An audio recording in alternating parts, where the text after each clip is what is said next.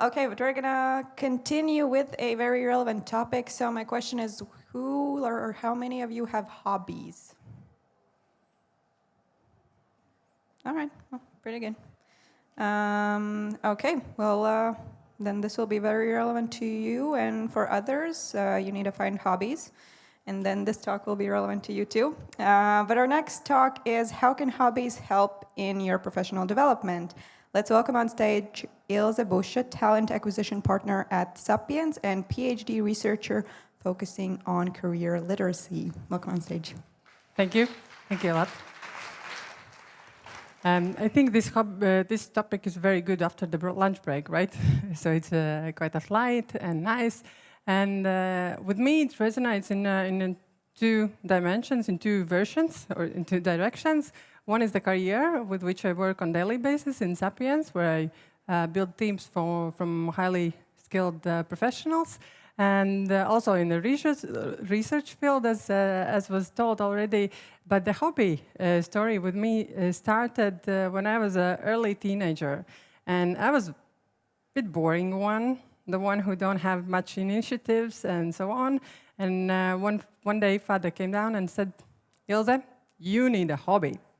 And after 3 more talks, I found one, of course. But yes, it's since then.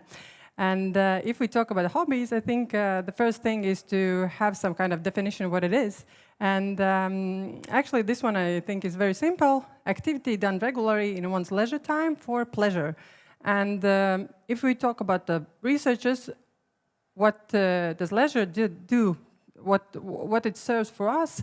So basically, overall health increases. So less negative emotions, more positive emotions, heart rate is lower, so a lot of benefits. And as we work in very demanding business time, I would say, then charge ourselves is very important. And there are people who are seeking more productive ways how to do that, and sometimes combine hobbies with upskilling.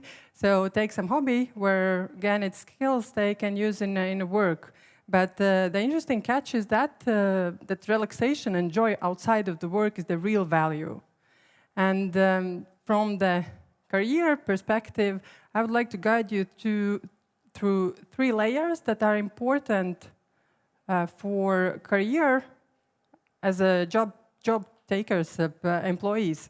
So the first one is intellectual capabilities, basically logical reasoning. So in interviews, this goes as first, right? Do we know the skills? Do we know the languages? I don't know. Can we code or whatever? In which language we need? Usually this is easy to measure, technical tasks or something like that. So IQ is very widely discussed already. And you can improve it very easily, take some courses or something like that. Then the next researchers tell, no, emotions are a really crucial part for performing as well.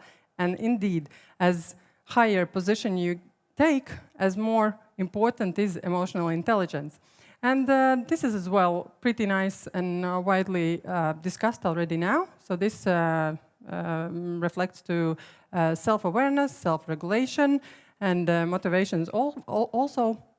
And usually it's in the interviews, these are all performance-based questions, behavioral questions, where I ask, for example, in this situation, what would be your how you would react, or what would you suggest to do? So basically, this is perform-based tests in regular phase. But there is the third one, vitality quotient, that is not that much discussed, actually. Even the scientific field that I have searched around, it is mentioned, but it's not widely discussed. And this reflects to this refers to physical energy and emotional energy. And to do something, we need this energy, of course, right? So, for example, if I would be a phone seller, then I would say, hello, there are wonderful phones, great gadgets, all kind of possibilities there. Or, in other hand, I can say, hello, I have a lot of interesting phones to show you. Yeah? So two different emotion amounts that actually we can use in our work, and the physical maybe more how much we can do, and the mental is more how, in what kind of pressure we can work also. And if we talk about measurements, I like to talk about measurements as well. Here's just an example from one research that I found, the shortest one I would say, but this indicates what kind of measurements the most are used for vitality. And they are all more or less subjective vitality scale that are statements, 5 different, and you should evaluate how strongly you agree with them. Not at all, or 7 very much.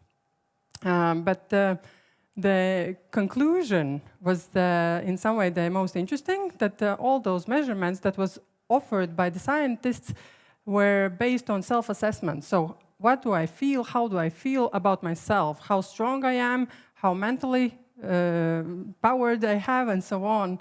So if we think about to boost IQ, we can learn something. To boost emotional intelligence, we can enroll in social communities or increase our self-awareness and so on. Then for vitality measures, we have to boost our feeling about ourselves. So I divided in 2 directions, how you can actually boost your energy. One I called unsustainable, and the other I called sustainable. So this one, unsustainable, refers more to shopping, social media, coffee, sweets, fast food, and so on. So everything that you can get from outside. And then there is this wonderful feeling inside, the joy, the pleasure, that is sustainable. I here included the GIF with the sporty things, but this refers also for, I don't know if you like puzzle putting together or doing whatever other people are doing. So this refers to that one. I saw that a lot of you already have hobbies, so that's a great news. Here I would like to mention and recall one colleague of mine, Alex.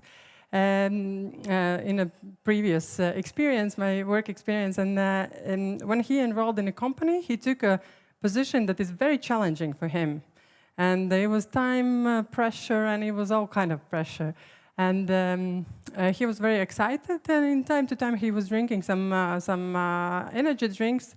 And with time, the energy drink amount increased, and even with more time, he performed very well, but in a while his performance decreased because of attention issues. He missed some guidelines, he missed some dates, some emails and something, and then later on his productivity productivity decreases. So after a while, everything changed, and it was very interesting. And it turns out that he had found rock climbing, and in time to time doing that one. So he physically challenged himself in the rock climbing, and also cleared his mind while doing that. And later on, he of course could perform much better and better. So for him, it turned out that the balance between work and leisure is important, and even more important, how he was charging himself, how he got the energy. Because from these energy drinks he could, and he was drinking them afterwards as well, a little bit, but not that much. But the sustainable booster let him to improve his performance in the long term. So not only you can get the skills from the hobbies, but also, and the most important part, is this energy that you can get from the leisure time. If all would be so simple, right? Some hands was not raised when the question went out regarding the hobbies. Well, I found this one when I was researching some stuff, and I could not point it out. That, but it really, I have the same thing when I'm planning in evenings to go for a small run. I come home, and then there's this wonderful sofa, and then the rainy weather, and you know. But when I push myself and put on the boots, it does not, running boots, then it does not matter how rainy it is, how soft is the sofa, and so on. So actually, imagine yourself, you're in the gym, and you're already having this outfit. Definitely, I would say for some 99% you will go in. There is this 1%, of course, always. But if you're at home, and so we have to, the main idea is that we have to push a little bit ourselves, because majority, and this is majority, it's nothing about you or me, it's majority that don't realize the value, yeah? So we have to go forward. But the time issue is always a very strong argument not to do something. I tend to sometimes as well take a lot of tasks, right? But then I did some research again. I checked up some very busy people in the world and checked if they have some hobbies.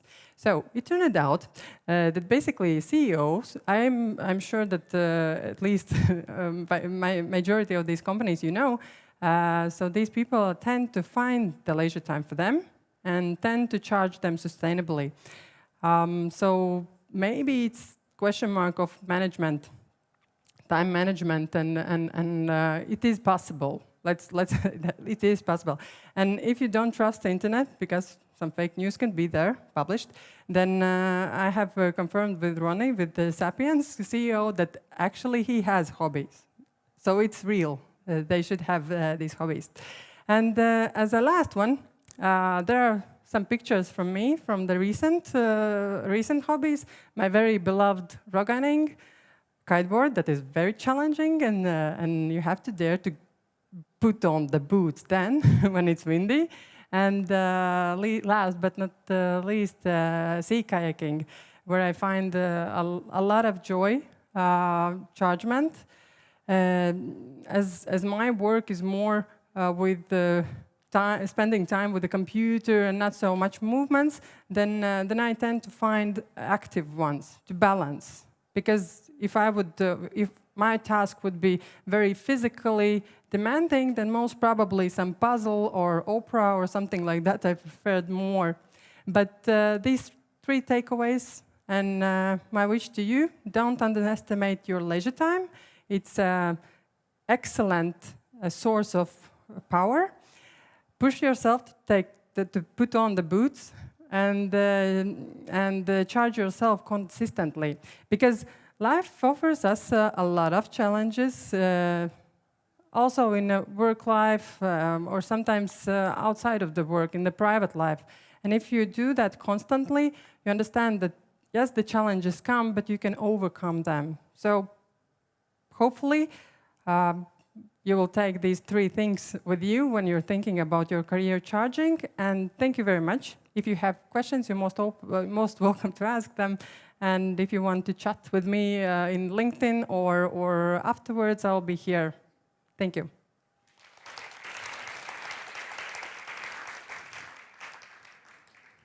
Do we have any questions? Yes. Flowers, like after theater. Thank you very much.